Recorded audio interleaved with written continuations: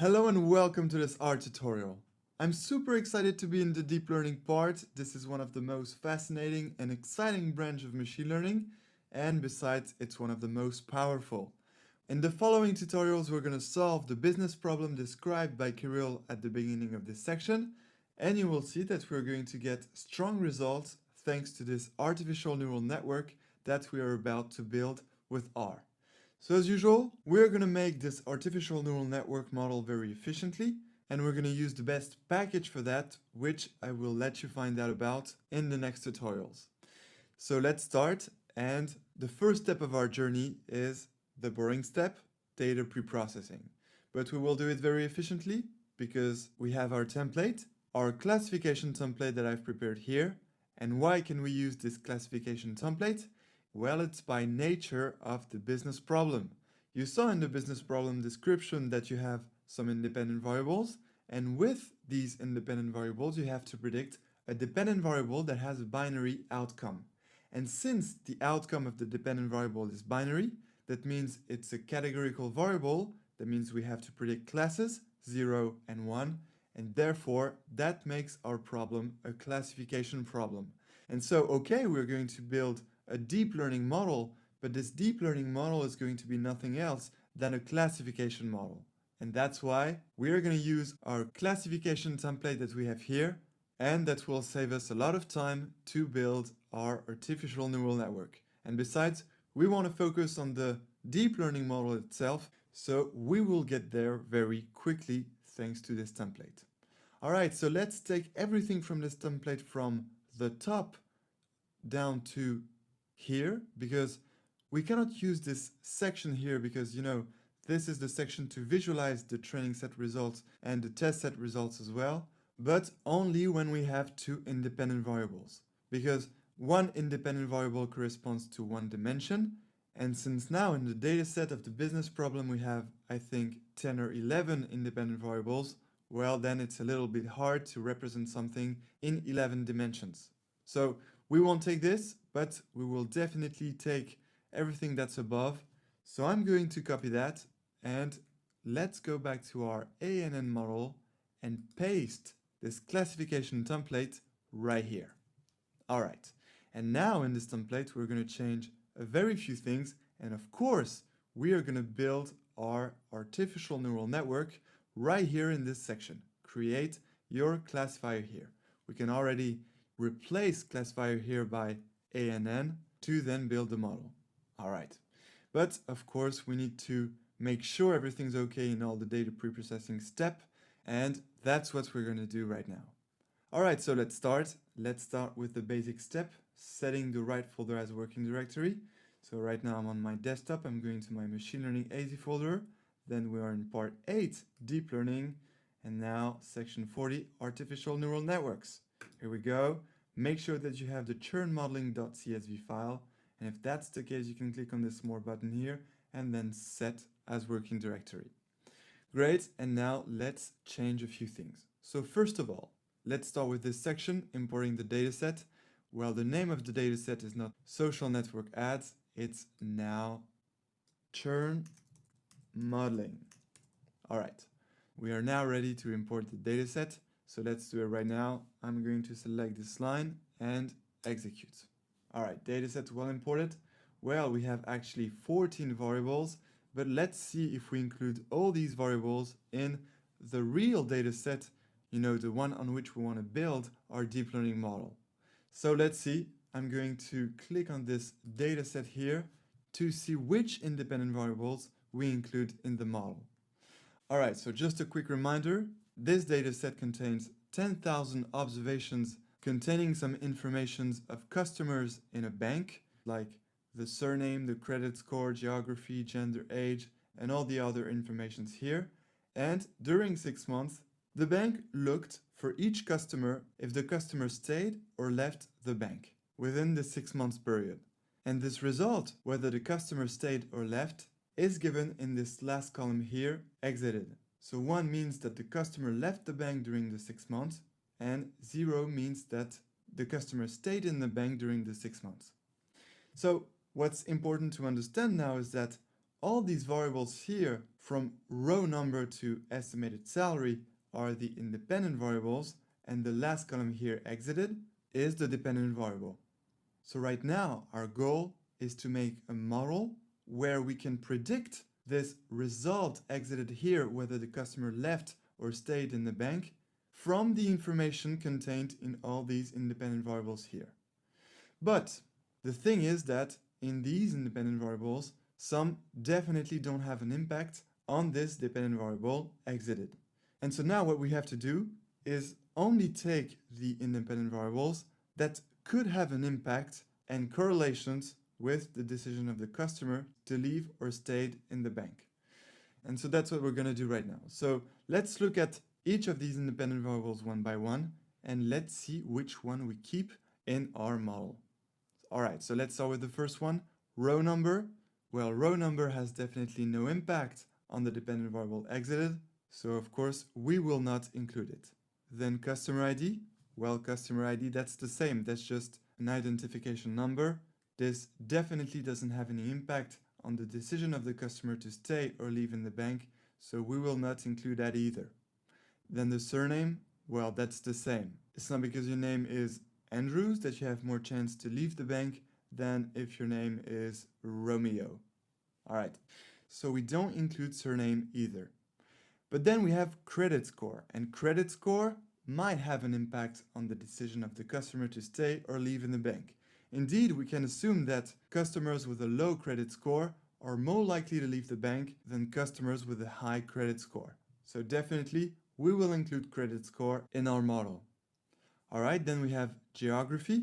Well, maybe some customers are more likely to leave the bank in one specific country, and that can be due to external factors like the economy of the country or any other factors. But yes, definitely, there might be some correlations between the countries and the decision to stay or leave the bank.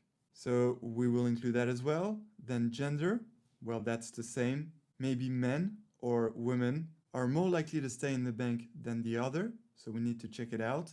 Then age, well, that's the same, and that's even quite intuitive. We might expect that younger people are more likely to leave the bank than older people because older people have more balance and have more stability. So we include age as well. Then tenure, so tenure is for how long the customer has been in a bank.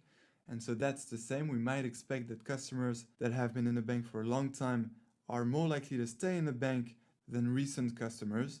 So yes, we'll take it. Then balance, well, balance, of course. We might expect that this customer with this high balance has a lot more chance to stay in the bank than this customer with a zero balance.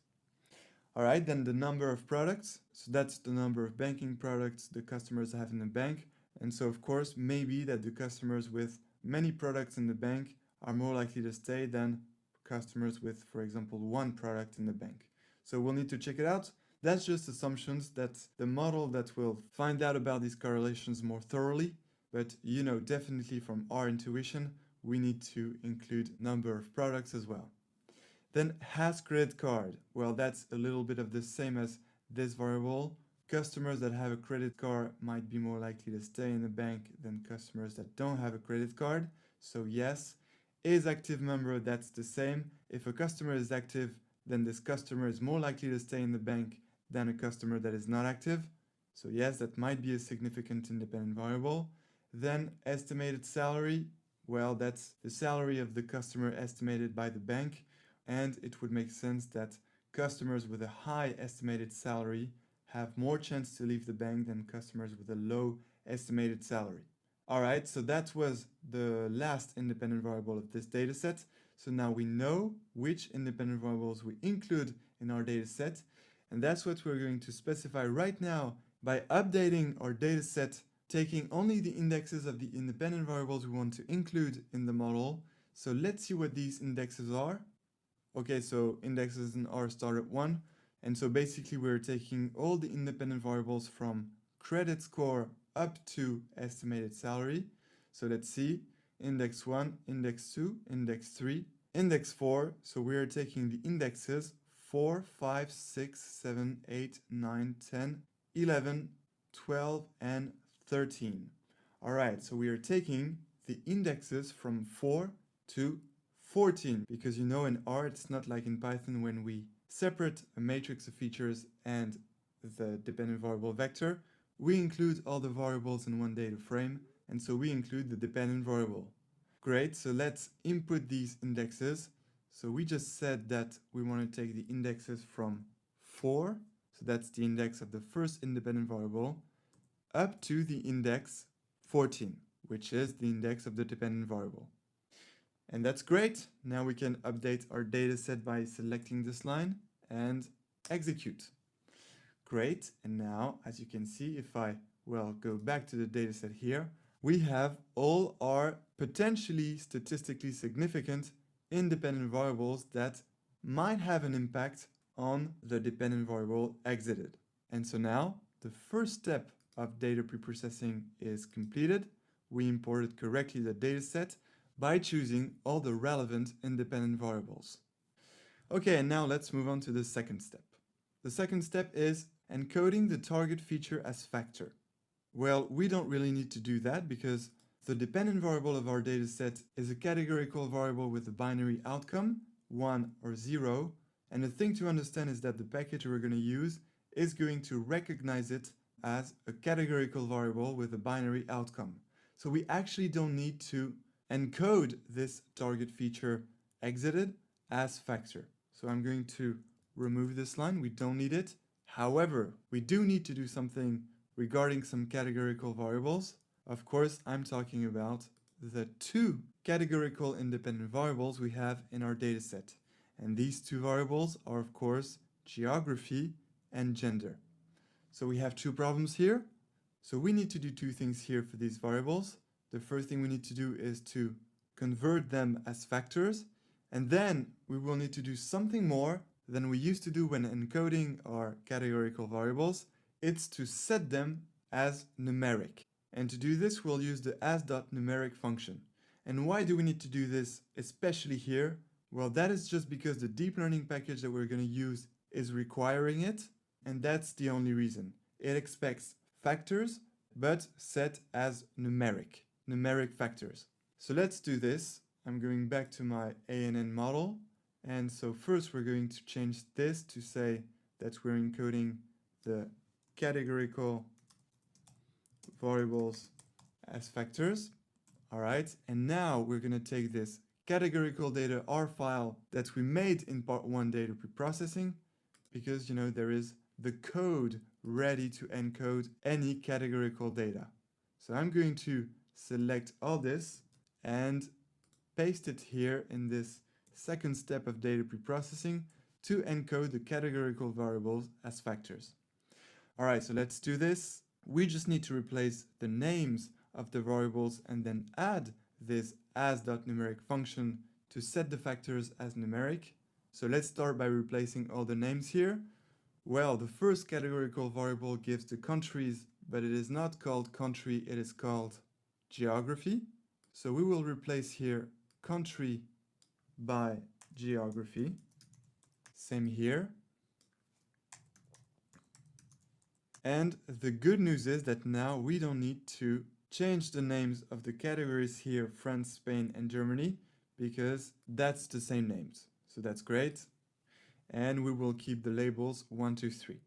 All right, that's good. And now we add this as.numeric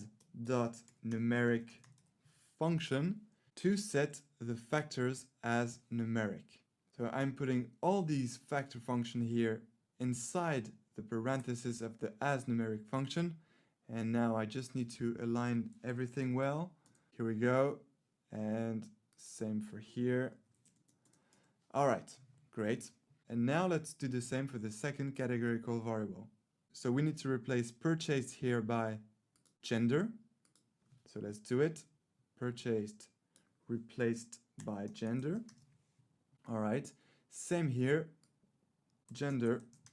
And now we replace the two categories no and yes by female and male. And here we can give the labels we want. So let's, for example, take labels 1 for female and 2 for male.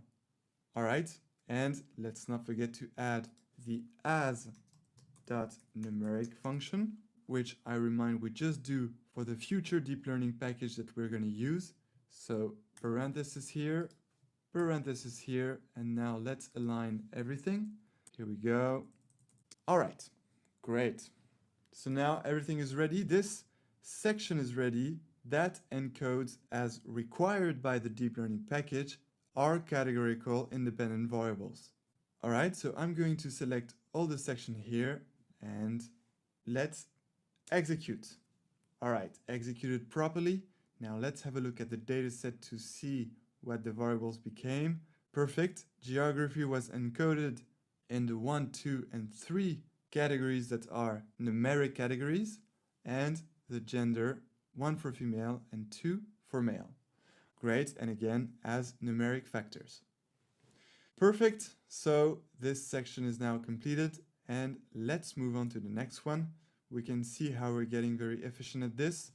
The next one is about splitting the dataset into the training set and the test set. We need to do that because we will train our artificial neural network on the training set, and we will test its performance on the test set.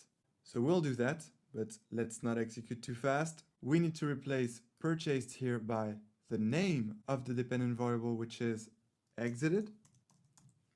And maybe we can change the split ratio as well, put 80% for the training set so that we have 8,000 observations to train our artificial neural network and 2,000 observations to test its performance on new observations. That is the new observations of the test set.